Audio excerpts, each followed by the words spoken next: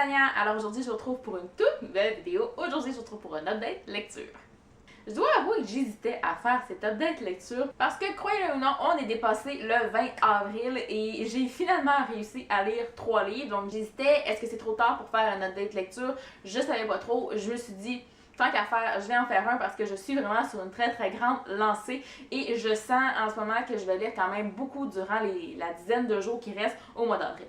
Donc, sans plus tarder, je vous présente ma première lecture du mois d'avril. Il s'agit du roman Seulement toi de Sarah Agnès L. que j'ai lu grâce à l'auteur qui m'a envoyé le roman et aux éditions Aléa.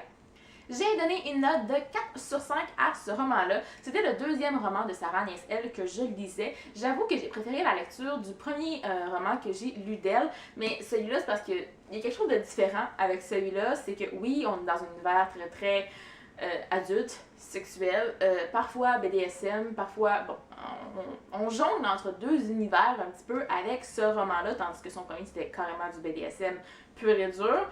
Celui-là, en fait, je dirais que je l'ai peut-être un petit peu moins apprécié que l'autre que j'avais lu, qui était Le Leçon d'Annabelle, le tome 1 de la série, parce qu'il y a, oui, énormément de sexe. Généralement, ça me dérange pas trop. Sauf que cette fois-ci, il n'y avait pas nécessairement une très grande introduction à l'univers. On entre tout de suite dans le vif du sujet, donc à la partie sexuelle du livre, parce que je vous avoue que la première scène arrive environ à la deuxième ou troisième page. On s'entend dessus qu'on perd pas de temps puis on entre dans le vif du sujet tout de suite.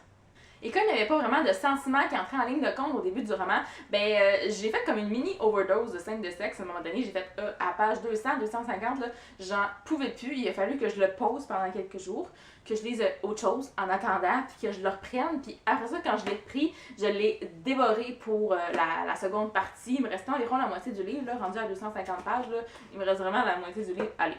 Mais je dois dire par exemple que oui, j'ai dévoré la seconde partie plus vite que la première, mais j'ai dévoré ce livre en entier aussi parce que le style d'écriture de l'auteur est toujours aussi génial. Les chapitres sont courts, elle va vraiment droit au but. L'écriture de celui-là est beaucoup plus vulgaire par contre, je trouve, que son autre roman que j'ai lu. Donc c'était un petit quelque chose que personnellement qui me rejoignait un petit peu moins. On dirait que quand il y en a un peu, ça va, j'apprécie, mais quand il y en a trop, que c'est trop présent, je commence à décrocher un petit peu. Mais quand même, là, on s'entend que c'est pas ça qui va m'empêcher de lire un roman. Vraiment, vraiment pas. Je suis allée jusqu'au bout. Je l'ai dévoré, comme je l'ai dit. Les deux personnages principaux sont assez particuliers. Je savais pas trop où me placer avec eux au tout départ parce qu'on a Carlos qui est du genre à sauter sur tout ce qui bouge, qui est vraiment un homme à femme. Il s'engage pas dans des relations sérieuses. On a Lexi qui est censée être un petit ange puis qui finalement qui se révèle être vraiment une démone, là. Cette fille-là, oh my god, elle a des goûts très très particuliers. Elle oscille entre deux univers. C'est vraiment elle qui va initier Carlos à son univers. Ce que j'ai aimé par contre, c'est que justement, c'est elle qui tient les rênes de cette relation. Ce n'est pas lui. Donc ça fait vraiment changement. Ça fait du bien d'avoir une femme qui s'assume, qui sait ce qu'elle veut. Vraiment, j'ai adoré cette partie-là du roman parce que c'est pas l'homme qui tient le fouet cette fois-ci. Avoue que l'allusion était géniale avec la couverture où il y a un fouet et une femme qui tient le fouet. Donc en somme, une super lecture, j'ai beaucoup apprécié. En général, ce livre-là, ça s'est lu à une vitesse folle. Je conseille pas à tout le monde par contre, il faut vraiment que vous soyez des habitués de ce genre de lecture, mais si vous êtes du genre à aimer les romans érotiques, je vous le conseille fortement. Ensuite, deuxième lecture que j'ai faite durant ce mois d'avril, il s'agit du livre Sauf que j'ai rien dit de Lily Pinsonneau qui m'a été envoyé par les éditions Québec-Amérique. J'ai donné une note de 3.5 sur 5 à ce livre-là. J'avoue que ma cotation est encore un petit peu ambiguë. Je sais pas trop où placer ce livre-là dans ma tête. C'était vraiment un tout petit roman. Il était tellement cute quand j'ai ouvert l'enveloppe puis j'ai vu ça, je fait « Oh my god, il est cute! » Mais voilà, outre son apparence, c'était un roman qui sortait vraiment de l'ordinaire parce que c'est écrit avec un langage très très moderne. Je vous dis, c'est écrit comme je vous parle en ce moment, comme je pense. J'avoue que je fais attention des fois quand je vous parle. Là. Je parle plus québécois que ça dans la vraie vie, même si ça ressort quand même en ce moment. Là. Mais vraiment, le style d'écriture, c'est vraiment ça qui m'a marqué dans le livre. Je savais vraiment pas à quoi m'attendre. Il y a même des photos à certains moments. T'sais, là, on a une photo de plante. C'est vraiment un drôle de roman. Les titres de chapitres sont hilarants, par exemple. Il faut vraiment que je vous en trouve un. Attendez un petit peu. Il faut vraiment que je vous en trouve un. Ok, j'en ai trouvé un. Le titre le plus long de ce roman, il s'agit de Là, il faut que je change de chapitre parce que l'autre s'appelle Jeudi, mais c'est encore vraiment la même chose, sauf que dit dans d'autres mots et une couple de jours plus tard.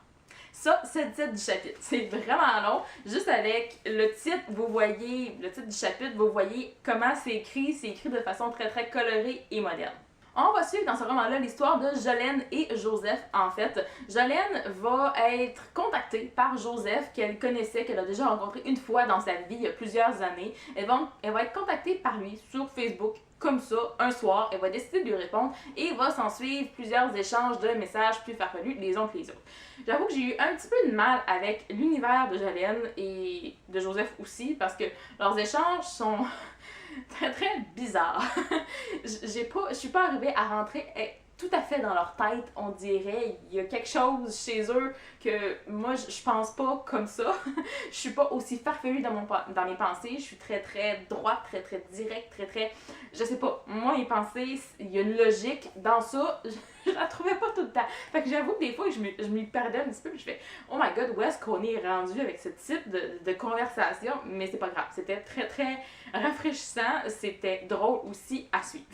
Ce que j'ai surtout aimé avec ce roman-là, en fait, c'est qu'on va dépeindre ici une relation tout à fait année, genre 2017, là, 2016-2017. C'est comme ça que ça se passe aujourd'hui avec les jeunes. Jolene a 19 ans dans ce livre-là, si je ne me trompe pas. Donc, c'est vraiment comme ça que ça se passe. Les relations vont commencer de manière tout à fait étrange, bizarre. Ça va souvent commencer sur Internet. On va passer notre temps durant des soirées avec des amis à regarder notre cell pour aller voir s'ils nous envoyaient un message texte. Ça n'a aucun bon sens à quel point on manque des choses des fois juste parce qu'on est accroché à notre cellulaire.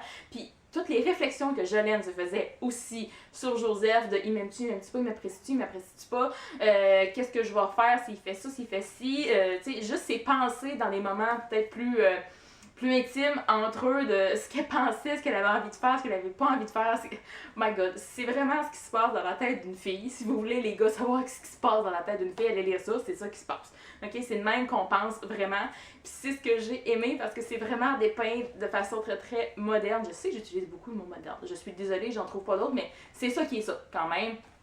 J'ai vraiment adoré cette façon-là de dépeindre la vie d'une fille, d'une jeune fille d'aujourd'hui, qui s'assume mais qui n'est pas encore tout à fait, qui se cherche encore un peu aussi. Donc, vraiment, ce livre-là, c'est ce que j'ai apprécié le plus. Bon, j'avoue, il y a certains éléments de ce livre-là qui m'ont peut-être un peu moins rejoint, mais en général, c'était quand même une bonne lecture. J'avoue que le début et la fin du roman, c'est très très fidèle à ce qu'est une relation de nos jours entre des jeunes adultes, des personnes d'une vingtaine d'années environ, même peut-être un petit peu plus vieux parfois. Donc pour ça, c'est très très bien dépeint. Sinon, c'est peut-être parce que ce livre-là entre pas dans une catégorie comme spécifique. J'ai de la misère à le classer parce que c'est pas le genre de lecture que je vais faire habituellement. Donc je suis comme je sais-tu, j'ai-tu aimé, j'ai-tu pas aimé, je sais pas trop, mais en règle générale, j'ai bien aimé. J'avoue que des fois, je me perdais un petit peu avec le style d'écriture, avec les pensées des personnages, puis leurs conversations, surtout qui étaient tellement folles et farfelues que je m'y retrouvais plus des fois. Mais en général, j'ai bien aimé et c'est pour ça que j'ai donné un 3.5 sur 5. Et finalement, troisième et dernière lecture dont je vous parle dans ce update lecture, je vous parle du livre The Baller de V. Killand, je crois que c'est le nom comme ça, donc je n'ai pas la couverture avec moi, c'est un livre que j'ai lu en e-book, vous excuserez, hein, j'étais trop paresseuse ce soir pour vous trouver la couverture, trop compliqué aussi. Donc c'est une lecture commune que j'ai faite avec Anaïs de la chaîne YouTube, de la chaîne Booktube en fait, Easylas Book. J'espère que je prononce comme il faut, je suis désolée, je l'ai jamais prononcé à haute voix et c'est un petit peu bizarre. Donc c'est une lecture commune qu'on a faite ensemble. On a lu ce livre-là en, je pense, 3 jours, puis même si on n'a pas voulu te suivre, on s'est vraiment suivi dans nos lectures et ce qu'on en a pensé, en général, je sais qu'elle a bien aimé. Je sais pas si elle en a parlé encore dans une prochaine vidéo, sinon ça devrait pas tarder. Pour ce qui est de mon avis personnel, j'ai donné une note de 4 sur 5 à ce livre-là aussi. Je vous dirais qu'en général, c'était une bonne lecture. C'est pas une lecture à laquelle je m'attendais, par contre. C'est vraiment une lecture qui a pris une tournure inattendue. Quand j'ai débuté ce livre-là, et selon le résumé aussi, on s'attend à une histoire d'amour tout à fait classique entre deux personnages. Dans ce cas-ci, il s'agit d'une reporter de télévision, de chaîne de sport, en fait, qui est une des seules femmes à travailler dans ce milieu-là, et d'un joueur de football.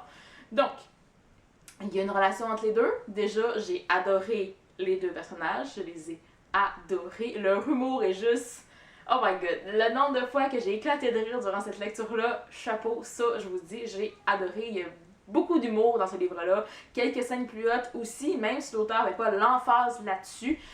Donc, on est satisfaite quand même, on reste pas sur notre fin nécessairement. Mais il y a une partie, il y a comme quelque chose qui se passe vers le milieu du livre que là, on fait whoop! Il y a comme un troisième personnage qui entre en ligne de compte. J'en dis pas plus pour ceux qui voudront lire le livre. À savoir aussi que, petite parenthèse, ce livre-là aussi a été publié chez Eden, voilà, sous le titre de Player. Je sais qu'Anaïs le lit en français, moi je l'ai lu en anglais. Donc on ferme la parenthèse, voilà. Qu'est-ce que je disais? Donc oui, il y a un troisième personnage qui entre en ligne de compte. On a un point de vue d'un troisième personnage. Tout à coup, au milieu du livre, on fait « Mais qu'est-ce qui se passe? » Même si c'est très très logique dans un sens. Donc, je vous dis pas qui est ce personnage-là pour ceux qui voudront lire le livre, mais ça amène une autre dimension. On passe, disons qu'on s'en va une coche au-dessus du roman d'amour ou d'histoire d'amour classique. Donc, on s'en va dans quelque chose d'un peu plus sérieux, un peu plus personnel aussi. On s'en va vraiment chercher le passé de nos personnages principaux qui ont tous deux certaines choses avec lesquelles ils doivent accepter certaines choses, en fait, de leur passé respectif. Et il y a un personnage qui les unit aussi les passés. Donc, je vous en dis pas plus, je sais, c'est pas clair, mais je vais vraiment pas vous en dire trop parce que sinon, ce serait vous spoiler certaines choses. Puis j'avoue qu'il y a certains mystères qui sont laissés au début du livre que je suis comme, qu'est-ce qui arrive avec certains personnages? Donc, je vous gâche pas le punch, ça c'est sûr et certain. Donc, en règle générale, j'ai bien aimé cette lecture-là. Il y a certains moments, en fait, peut-être que j'aurais aimé qu'on s'éternise un petit peu plus. Je sais qu'avec mes discussions avec Anaïs, elle a bien aimé justement que ce soit droit au but, qu'on s'éternise pas. Moi, j'aurais aimé qu'on s'éternise juste un petit peu plus à certains moments. Puis il y a certaines questions, comme concernant certains personnages, qui sont laissés un peu plus sans réponse, parce qu'on est comme, où est-ce que ce personnage est passé? Qu'est-ce qui s'est passé? On ne sait pas. Donc, il y a peut-être ça qui est trop laissé en suspens pour moi à la fin du livre, puis c'est ça que... Voilà, c'est peut-être ça qui m'a un petit peu plus freiné, le fait aussi que moi je voulais une histoire d'amour, puis ça a été, oui ça, mais autre chose, puis j'étais juste dans le mood pour une histoire d'amour, puis j'ai pas eu juste ça, donc c'est peut-être pour ça aussi que ma note était un petit peu plus basse, mais l'auteur a vraiment joué de surprise et vraiment parti dans une autre direction à un moment donné, donc pour ça je l'avais pas vu venir, pour ça je lui lève mon chapeau parce que vraiment c'est très très bien fait. Donc voilà, c'est ce qui conclut cette top deck lecture. J'espère que vous avez apprécié. Dites-moi en commentaire s'il y a certains de ces livres-là que vous avez lus, que vous avez envie de lire. Je veux tout savoir. Et moi, en attendant la prochaine vidéo, je vous dis à la prochaine et bonne lecture!